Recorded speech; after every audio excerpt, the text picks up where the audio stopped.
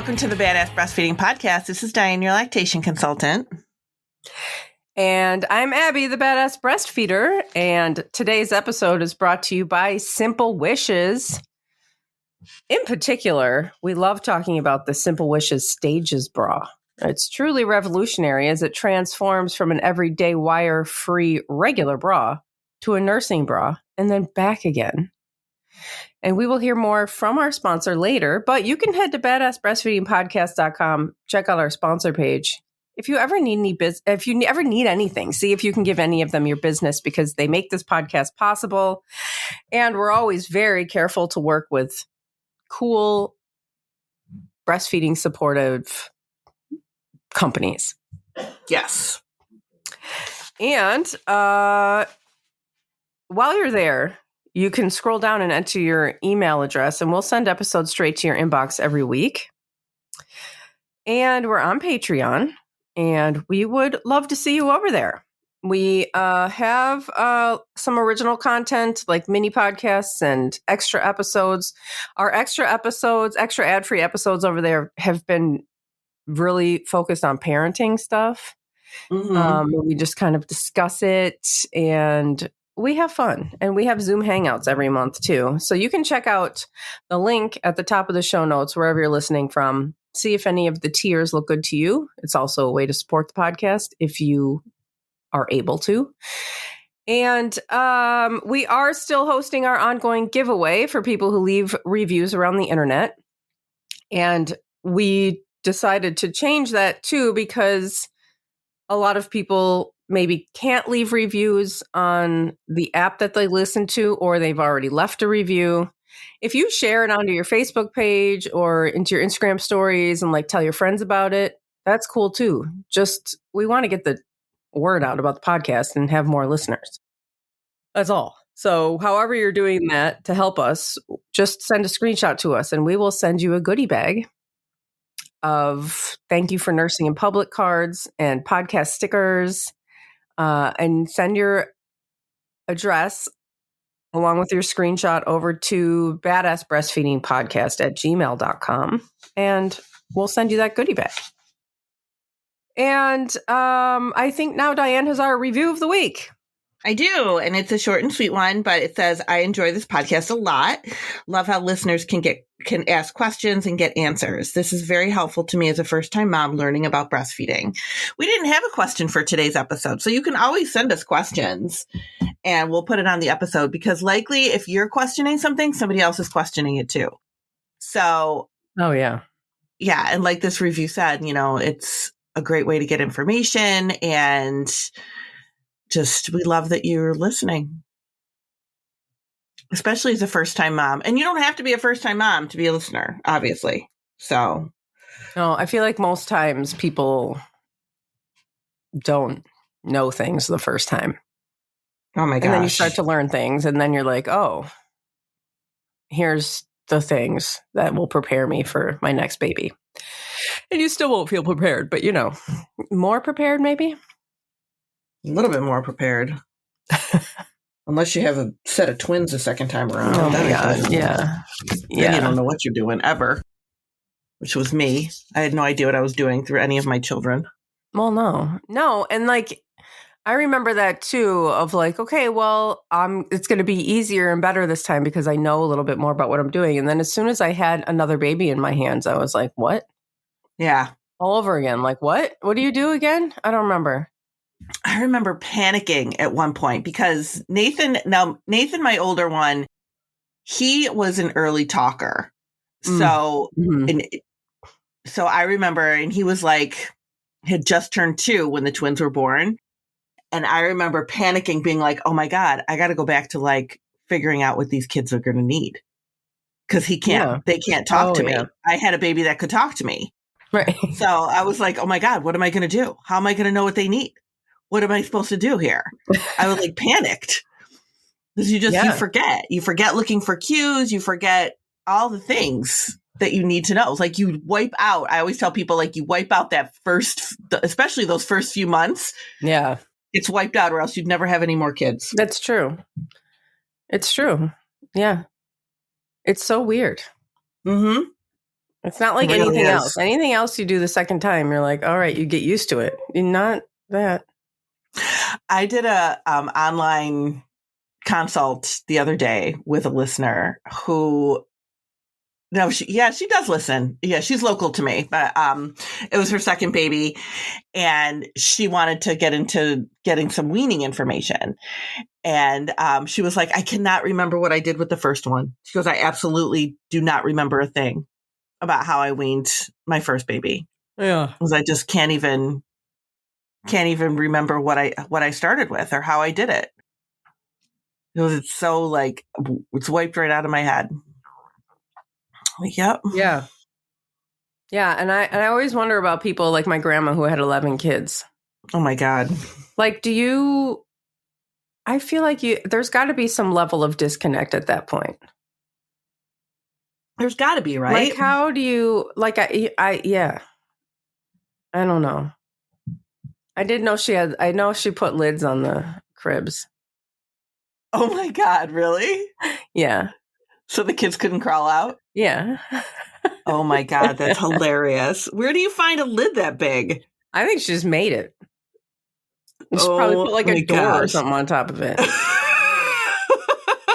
Yeah, I don't think it was like, that lady was, oh my God, she was a character. And she's also, so she had a boy. No, she had a girl, then 4 boys, then a girl, then 4 boys, and then a girl. And she says she planned it that way. She wanted it like that. Oh, okay. Uh-huh.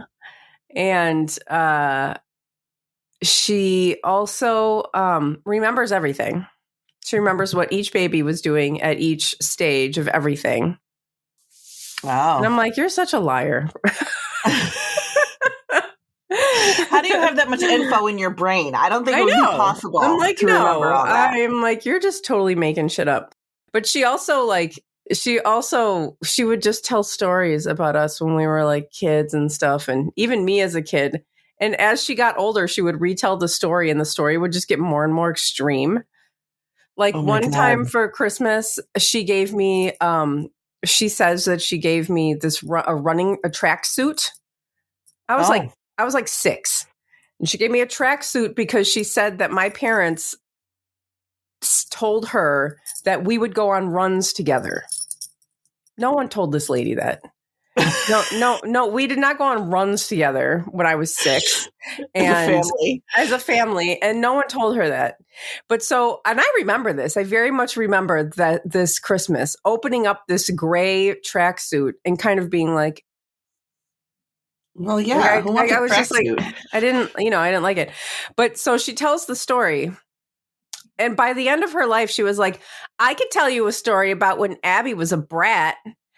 And then she would tell the story and she would talk about how I stood up and I threw the tracksuit and said, I hate it, I hate it, I hate it. And threw the box around and ran around. Oh my gosh. Yeah, it was like... It got like more and more extreme every time she told it. Anyway, I'm wasting time, but she's character. Oh my God. Yeah. The moral of the story is don't necessarily take information from your grandparents. Or anybody that tells you they remember everything, just they're lying. Yeah. It's wishful thinking. Yeah.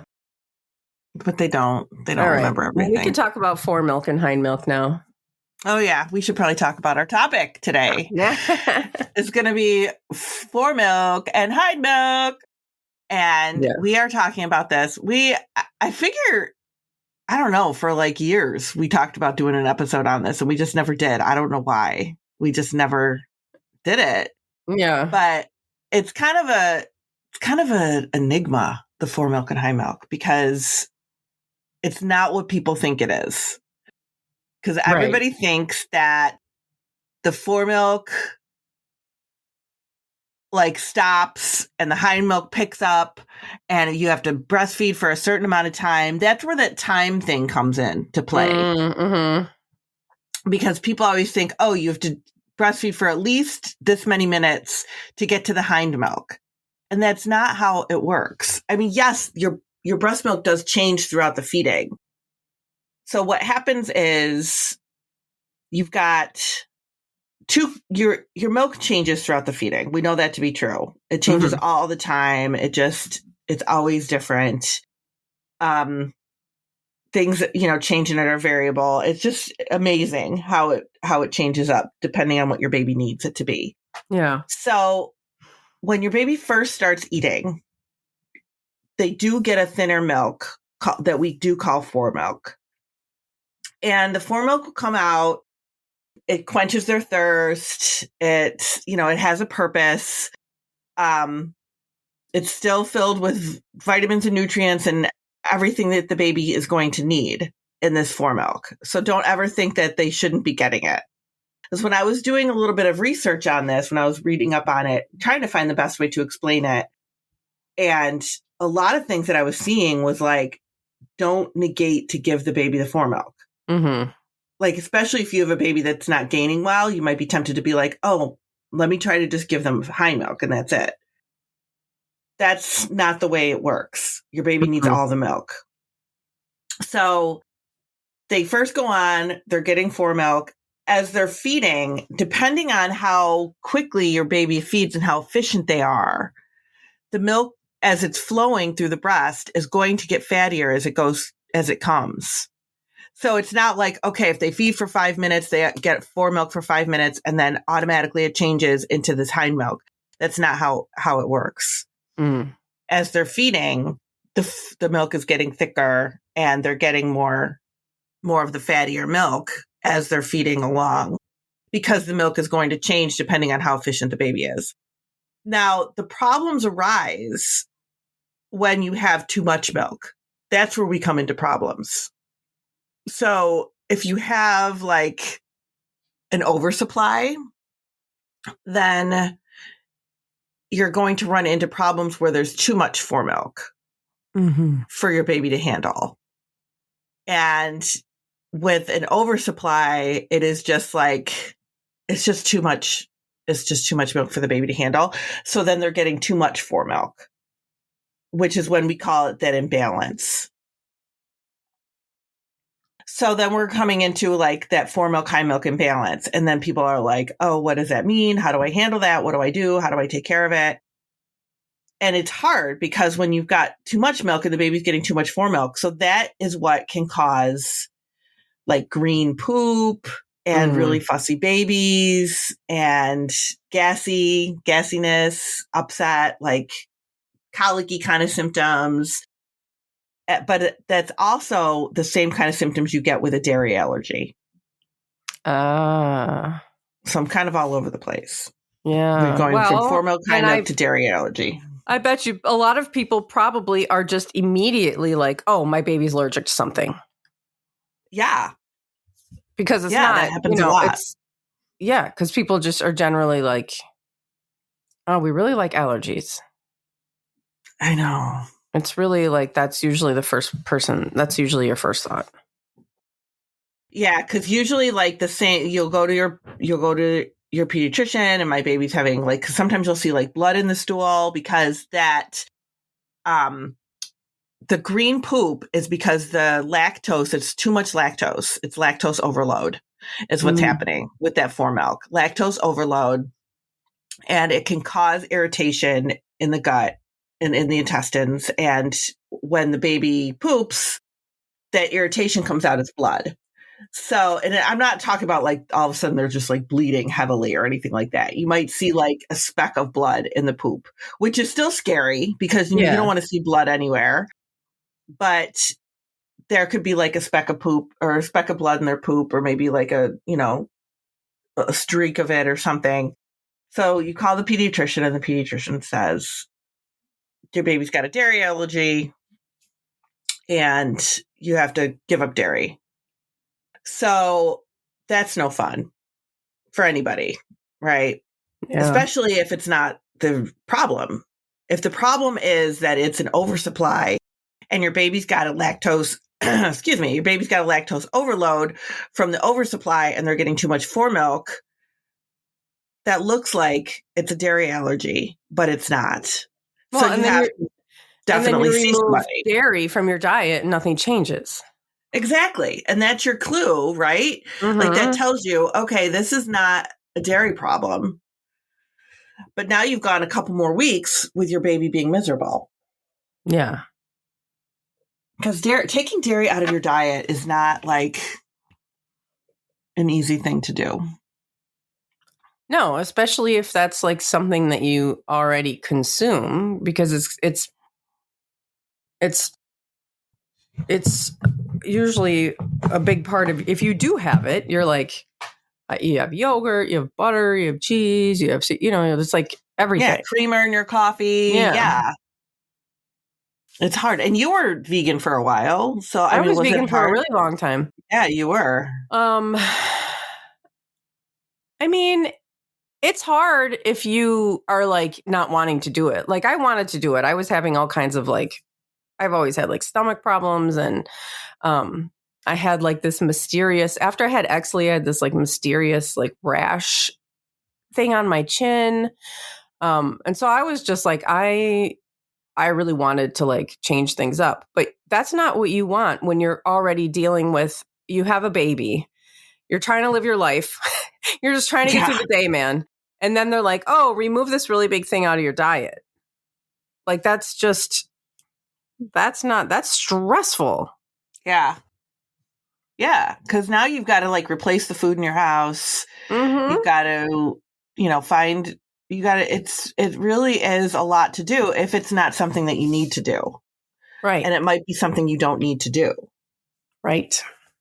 So it is important. I remember when I worked for the pediatrician, I'll tell the story and then we can take a break. But when I worked at the peds office, I mentioned that this, like, because we had a baby that came in with this kind of an issue. And I mentioned that it could be an oversupply because they show the same problem. They show the same issue. And the pediatricians, like two of them were sitting in the room with me and they were like, what? And I go, yeah, like it's the same, it mirrors the same symptoms between a dairy allergy and oversupply. They were like, are you really? And I was like, yeah, really? Like they had no idea, but why would they? They don't know anything about lactation. No. Like why would they know? They're just going off of, oh, there's blood in the stool. It must be a dairy allergy. So definitely see a lactation consultant if you're having these issues, because especially if you know you have an oversupply. Now, I saw a listener last week that the baby definitely had a dairy intolerance. And it's not even an allergy. It's like, it's just an intolerance. It's not something it's not like, oh my gosh, they're never going to be able to have dairy. Yeah. It's just an intolerance while their system is adjusting to everything that life is throwing at them. And they just will grow out of it. But you have to find out for sure. You have to do a little detective work and find out for sure. Is this something that is, what is really going on here? Is it a lactose overload problem because of a Foremilk high milk imbalance? Or is it a dairy allergy? You have to really talk to somebody about that. And we'll take a break and then we'll talk more about it. All right. Today's episode is brought to you by Simple Wishes. Simple Wishes is a small business in California, woman and badass breastfeeder owned. We've had the chance to preview a ton of things from Simple Wishes, including the Stages bra. There's a Stages bra and then there's a Stages tank from this seamless collection. And it is very revolutionary. The Simple Wishes Stages bra transforms from an everyday wire-free regular bra to a nursing bra and then back again. And it is the softest thing you'll ever touch. And it will last through all of these stages. It's truly a unique design, and it's genuinely better for your wallet and the planet. I have owned every single bra, shelf bra, tank, sports bra, everything that you can possibly buy, and I'm so sick of all the bras. They're uncomfortable and unsupportive and don't last very long before they start fraying and you can see the little elastic stuff start pulling out, especially if you're tugging on it while you're nursing. That's why I'm so impressed by this patent protected design. It's one bra that transitions with you through every stage. And Simple Wishes has invested almost 2 years in developing this bra to bring it to you. The new tariffs they needed to pay threw them off, to say the least, but the bra's here. Enjoy, the owner, along with her sister, remain committed to offering high-quality garments at an affordable price. So you can check out the entire line at simplewishes.com and be sure to use code BADASS because that will get you 50% off of your order. Simplewishes.com, code BADASS. Go nuts. They've got a ton of cool stuff. And they do. You can find the link and the promo code in the show notes under this episode, wherever you're listening from, or you can head to badassbreastfeedingpodcast.com, check out our sponsor page. You can find our favorite resources page and all of our other episodes, along with information about scheduling your very own one-on-one online lactation consultation with Dianne. Yeah. So the lactose overload, I'm going to read a little bit of this that came from La Leche League International. And they've got a little bit of a write-up on Foremilk, Hindmilk, and Balance, which is now called lactose overload. So lactose is sugar in human milk. All mammals have this in their milk. And we are mammals, so we have it in our milk. Lactose, it is a large molecule, and the body has to break it down to be able to absorb it. It is broken down in the body by an enzyme called lactase. Most healthy babies can break down the lactose in normal volumes of milk. Fat slows down milk as it passes through your baby's gut. If your baby has a lot of milk that is relatively low in fat, it can rush through their digestive system more quickly than the lactose can be digested. This can happen when a baby drinks a very large amount of breast milk, either because of the time between feeds is long or because of an oversupply of milk. So when you get that oversupply and babies are getting like tons of milk, that's when you see this problem. Babies with lactose overload can appear like they're suffering from digestive disorder. They may have a lot of gas, green, foamy or frothy, explosive stools, and pain, which will be noticeable with lots of screaming, not just grumbling or occasional complaining. If your baby seems comfortable and has yellow stools, you do not have a problem with the amount of fat in his milk. So don't look for problems where there aren't any. Mm-hmm. Damage to the baby's intestines, including inflammation caused by a cow's milk allergy and infection, can stop the production of enough of the enzyme lactase. This means milk isn't digested as it moves through the intestine and instead ferments in the lower bowel, causing pain, gas, and green stools. So same kind of, you're getting the same type of thing, as I was saying. Please note there are other reasons why a baby might have green stools, including being ill, taking medication, insufficient total milk intake, and allergy. And a healthy baby who is gaining weight while occasional green stools can be ignored. I had a client once who went to a GI doctor just about something else, and the GI doctor was like, "We don't care about green poop." So I don't know about I don't know. I don't think that's just the idea behind every doctor. I think that some doctors do care if your baby's poop is green, but occasionally if it's green here and there, I don't really worry about it either. I'm like, okay, whatever. It's just kind of a random thing. If it's always green, then we go, okay, is there a Foremilk, Hindmilk imbalance? Is there a lactose overload thing going on here? What other symptoms are we seeing? So it really does depend on what is happening. But the things to remember here about it is that we should not be timing the feeds. That is one of the important things to remember. This is one of the reasons why we don't want to time our feedings. Because when you start timing the feeds, then you're getting a baby that is not draining the breast well. And if we're not draining the breast well, then they might not be getting to have as much of that fatty milk that we need them to have, because they do need to be able to drain the breast well. That's why we say leave them on one breast, let them feed. One of the ways that we correct a Foremilk, Hindmilk imbalance or a lactose overload problem with an oversupply is by doing what we call block feeds. And again, this is something you should definitely be talking to a lactation consultant about. But Block feeds are when you stay on one breast for like a scheduled amount of time. So, and you let the baby just drain that one breast, right? Like over and over again. So if it's, especially you do this, if you have a baby that's feeding more frequently, like during cluster feeding times, let the baby stay on one breast, say for a 2-hour block of time. You're only feeding them on one breast. Or for a 4-hour block of time, you're only feeding them on one breast.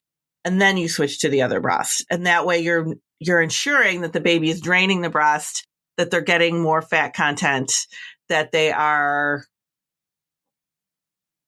able to have that time on the breast that they need to have. Because if you have a lactose overload, you have an oversupply of milk, and your baby goes on and they only feed for 5 or 10 minutes and they get what they need because they get so full from all of that watery milk that comes flowing at them super quick. They're not draining the breast well. And they're not getting to that fattier milk that they need to get. And they're getting those green poops, and they're getting that irritation in their gut. So we want to make sure that they are getting what they need as far as Foremilk, Hindmilk goes. But it's not, like I said, it's not something where like all of a sudden the door closes, your baby's, drinking Foremilk, some door closes on the Foremilk and another one opens up and out comes the Hindmilk. It doesn't work like that. It's like a gradual process where the milk is getting fattier as it goes through the milk ducts. So it's really, it's kind of cool, really, like the way it works, the way your body works to adapt. But when we start doing things, when we get our human attitudes in the mix here, we're like start messing around with things like timing and all of that stuff, timing the feeds and all of that, not feeding on demand, feeding on schedules. That's when we start running into problems. Yeah. I feel like this conversation, I remember this being like much of a bigger like concern like 10 years ago, maybe. I feel like it was like a hot topic in the mamas groups. Oh, really? Yeah. And I remember because, I was using Nancy Moorbacher as my lactation information person. And she wrote this article, Worries About Foremilk and Hindmilk, which are basically all the same things. But there's this point. She has like 3 points like to remember. And should I read them? Yeah, absolutely. So she says there's not 2 kinds of milk. Like, despite the common belief, there's not just like you just said, it changes gradually. And then I thought this was interesting and helpful too, is that the total milk consumed daily determines weight gain. Like, it's not just that one feed, like you're, as we've talked a lot about, like you're thinking of, like we're taking, when you take in the total milk consumed throughout the day, it's really not, the fat actually is not going to vary very much unless you have like an issue like the lactose overload. That's a really good point. And if you think about it, like it makes so much sense because as adults, we don't consider weight gain or weight loss off of one meal. Right. So why should we do that for babies? Yeah, she says. Sorry, go ahead. No, it's like we could just don't consider that babies are just like these little humans, like it's just. Right. Yeah, it's very different. Yeah, she says whether babies breastfeed often for shorter periods or go for hours between feeds and feed longer, the daily fat consumption doesn't actually vary very much. And then she says Foremilk is not always low fat. Right. And she says the reason for this is that the fat content of the Foremilk varies greatly depending on the daily breastfeeding pattern. If a baby breastfeeds again soon after the last feeding, the Foremilk at the feeding may be higher in fat than the Hindmilk consumed at the other feeding. So it's just like not always going to be, it's not always just this like nutrient-less water. Right. And that's what people think it, like, they're just like, oh yeah, that's what we think it is. Like, let's get it out of the way so we can get to the real milk. Like your body wouldn't do that. No, absolutely not. And that's why, like, when I was saying in the beginning, a lot of the things that I was reading were people saying, like, don't negate the foremilk. Mm-hmm. Like, it's a very important piece of their feeding. There's a purpose for it. Yeah. Yeah. We don't want to get rid of it. Right. Yeah. That's not, yeah. Science doesn't work that way. Biology doesn't work that way. No, not at all. Yeah, that's basically all. I mean, she says, research indicates there's no reason to worry about foremilk and hindmilk or to coax a baby to feed longer. As long as the baby is breastfeeding effectively and the mother does not cut feeding short, baby will receive about the same amount of milk fat over the course of a day, no matter what the breastfeeding pattern. Mm-hmm. So, yeah. Yeah. So if you have a baby that's like feeding fine, we shouldn't question it. Like, why are we looking for problems that we don't need to look for? You know, like we shouldn't be looking for any kind of issue where there's no issue at all. When we see a problem, then it's, you know, then we got to address it. But if your baby is feeding fine, doing fine, all babies get gas. We have episodes on this. Obviously, you would know, like, if your baby was super gassy and they're really struggling with it a lot, and it's part of a problem of they're really fussy and there's green poop with it, and, you know, like, you have a lot of stuff going on, then that's different than just having just a gassy baby. All babies are gassy. That's a really normal process. So try to, like, look at all the things, right? We're looking at all the things. And like Abby was just reading, don't worry about one feed. It's, you know, the fat content and everything. The baby's getting what they need throughout the day. And sometimes that's why they're feeding more frequently. Like, we also kind of go into this whole, like, oh my gosh, why does the baby want to eat again? They just ate an hour ago. That's not for us to decide. Right. Yeah. I mean, that's your baby's thing. And they're just like draining more milk. You know, they're just draining more milk. And that's just, they're doing what they need to do. Yeah. I mean, there's really no baby that feeds too frequently. Right. That's not like, I can't imagine anybody ever being like, well, you know, the issue here is that your baby's nursing too much. Right. How does that work? If they're nursing, they're a baby. It's what they do. That's all they do. That's all they do. Yeah. So that's your Foremilk and Hindmilk. If you have questions, you can let us know, because I know it can sound a little confusing. But basically, don't time your feedings. Let your babies feed. If you're seeing green poop and having any of those kind of symptoms, it might be a lactose overload situation. It might not be dairy. So definitely talk to a lactation consultant and see what you can find out with that, and do a little detective work, and you'll get to the bottom of it. Thanks for listening. Thank you. Bye.